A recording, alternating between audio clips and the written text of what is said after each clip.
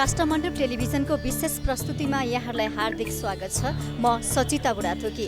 दर्शक महानुभावहरू, यति बेला संविधान निर्माण प्रक्रिया अन्तिम चरणमा पुगेको छ। यसै सन्दर्भ पारेर चाहिँ विभिन्न नेपाली जनताहरूले चाहिँ आफ्नो माग पनि सम्बोधन हुनुपर्छ भनेर आवाज उठाइरहेका छन्। आज पनि जो नेपाली साङ्केतिक भाषालाई राष्ट्रिय मान्यता दिनुपर्छ भन्दै राष्ट्रिय बहिरा महासङ्घ नेपालले पनि आफ्नो आवाज उठाइरहेको छ।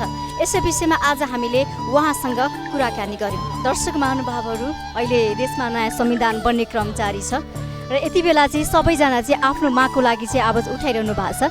नेपाली साङ्केतिक भाषालाई राष्ट्रिय मान्यता देऊ भनेर चाहिँ राष्ट्रिय बहिरा महासङ्घ नेपालले पनि आफ्नो आवाज उठाइरहेको छ। हामी उहाँहरूसँग कुराकानी गर्दैछौँ। यो किन माग उठाउनु भयो? यसले चाहिँ किन, यसको महत्त्व के हो?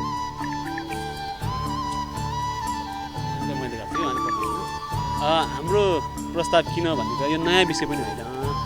धेरै अगाडिदेखिले हामीले यो साङ्केतिक भाषालाई, नेपाली साङ्केतिक भाषालाई राज्यले मान्यता दिनुपर्छ भन्ने कुरा धेरै पहिलादेखि उठाउने आएको विषय हो। हामीले धेरै पहिलादेखि सङ्घर्ष पनि गरेर आएको हामीले।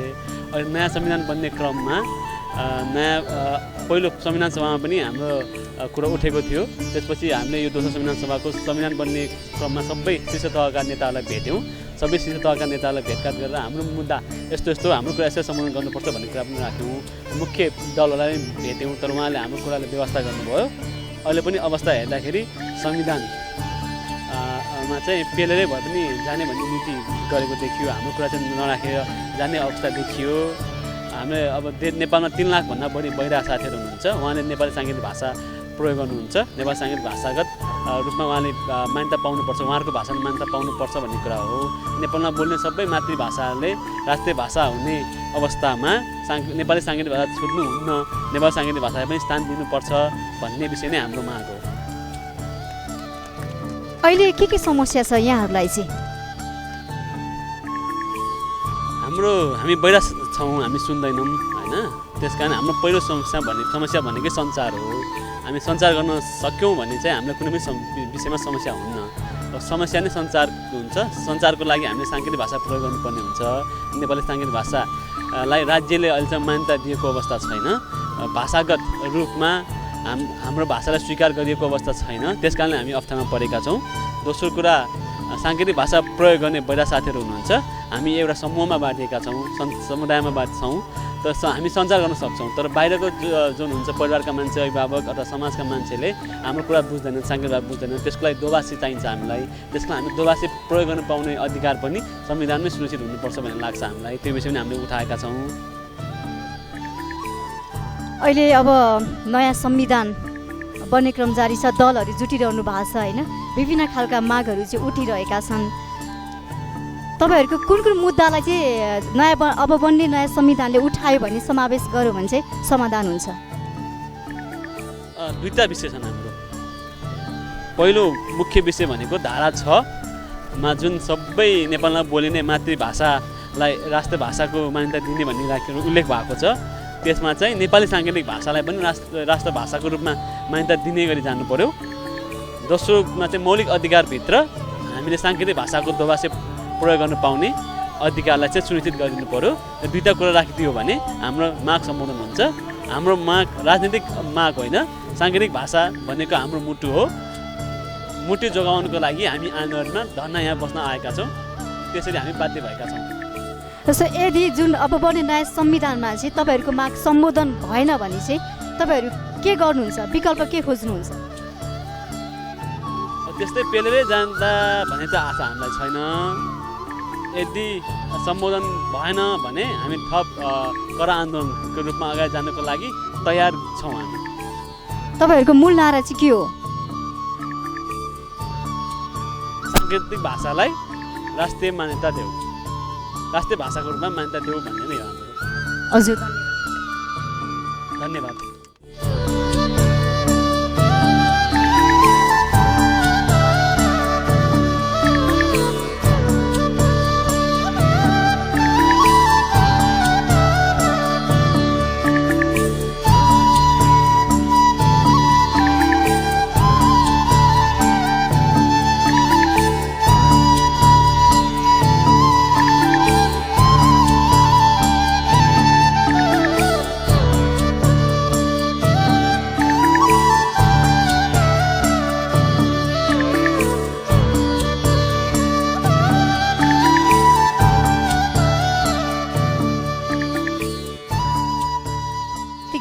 चाहिँ राष्ट्रिय मान्यता दिनु पर्यो भनेर चाहिँ आन्दोलनमा उत्रिनु भएको छ होइन? के यो नयाँ बन्ने अब बन्ने संविधानले तपाईँहरूको मागलाई सम्बोधन गर्छ? मागलाई सम्बोधन भन्दा पनि हामी जुन रूपमा अहिले अघि बढिरहेछौँ त्यो रूपले तपाईँको संशोधनमा केमा पनि तपाईँको प्रस्ताव गएको छौँ। हामी जुन अघिदेखि हामी जुन गरेको छौँ, जुन आन्दोलन गरिरहेछौँ, पटक पटक तपाईँको नेताहरू घर चाहिरहेछौँ, हाम्रो जुन प्रस्तावहरू हाम्रो जुन कुरा राखेका छौँ तर उहाँहरूको सुनवाई भएको छैन। त्यही भएर अब हामी अलि विचल्ली भएर हामी अलिकति दुःखी नै भएर यो हाम्रो सडकमा उठायौँ। तर शान्तिपूर्ण रूपमा छ, आशा छ सुन्नु होला सामान्यहरूले माननीयहरूले सुनेर हाम्रो कामहरू अब केही संविधानमा राखिदिनुहुन्छ होला जस्तो लाग्छ। यो नेपाली साङ्गीतिक भाषालाई राष्ट्रिय मान्यता चाहिँ किन दिनु पर्यो? पहिले चाहिँ अब थिएन होइन, अहिले आएर चाहिँ माग गर्नु भएको छ होइन, किन आवश्यकता छ? पहिले भन्दा पनि तपाईँको पहिला पनि हाम्रो पूर्व सभासद हुनुहुन्छ होइन, संविधान सभामा हुनुहुन्छ, उहाँले पनि यो कुरा राख्नु भएको हो। सुरुमा तपाईँको ड्राइभिङ लाइसेन्सबाट कुरा भएको हो होइन, सवारी साधनको लागि चाहिने यो जुन सवारी साधनको लागि अनुमति पत्र त्यसबाट सुरु भएको हो। बोलिने भाषा सबै मातृभाषा भन्नुभएको छ, तर हाम्रो त अब सङ्केतबाट हुन्छ नि त, हात चलाउँछौँ त्यो त बोलिने भएन नि त, त्यसलाई त सङ्केत गर्नु पऱ्यो। हो ती चिन्हको लागि ती चिनारीको लागि चाहिँ हामीले कदम चाहिँ उठाएर आयो। पहिले पनि कुरो चाहिँ उठायो यो, पहिले पनि धेरै पटक चाहिँ कुरो उठायो। जस्तो यो अहिले के समस्या छ यहाँहरूले जेलिरहनु भएको? समस्या त राष्ट्रबाट चिनेको छैन। एक त पहिलो कुरो हामीले राष्ट्रबाट चिनेकै छैन। बहिरा भन्ने शब्द प्राय सरकारी निकाय यो जुन गैर सरकारी निकाय जुन उहाँलाई यो बहिरा भन्ने शब्दै थाहा छैन। सबैले लाटो के भन्नुहुन्छ शब्दहरू होइन, तर बहिरा भन्ने चाहिँ थाहा छैन। बहिरामा पनि कस्तो हुन्छ नि तपाईँको सङ्केत गर्ने बहिराहरू हुन् भन्ने चाहिँ थाहा छैन कि। यो कुरा चाहिँ अलिकति दुखेको कुरो हो होइन। अरू त तपाईँको सक्छन् कुरा राख्न, उहाँ त कुरा राख्नु सक्नुहुन्न नि त। हाम्रो दोवासीको थ्रुबाट कुरा राख्ने हो होइन। दोवासी पनि धेरै छैनन्, त्यही भएर दोवासी सँगसँगै लागेर चाहिँ अब बहिराहरू पनि पहिचान पाउने, हाम्रो पनि पहिचान पाउने हिसाबले यो चाहिँ हामी कदम चाहिँ उठाएको हौँ। ओभरअल भन्नुपर्दा त्यही हो, पहिचान संहितामा पहिचान हुनु पऱ्यो। अहिले आन्दोलनमा उत्रिनु भएको छ होइन, कहिलेसम्म जारी हुन्छ यो आन्दोलन चाहिँ? आन्दोलन त आज भर्खर सुरु गरे है, एक हप्तासम्म त चल्छ। आज शान्तिपूर्ण र्यालीबाट हेरौँ के कस्तो तपाईँको आउँछ समाधान, के कस्तो कुराकानी आउँछ, धर्ना गर्दैछौँ। अब भएन भने चाहिँ हामी रिलियन्सन पनि गर्ने तयारी गरेछौँ। हस् हस् हस् थ्याङ्क यू।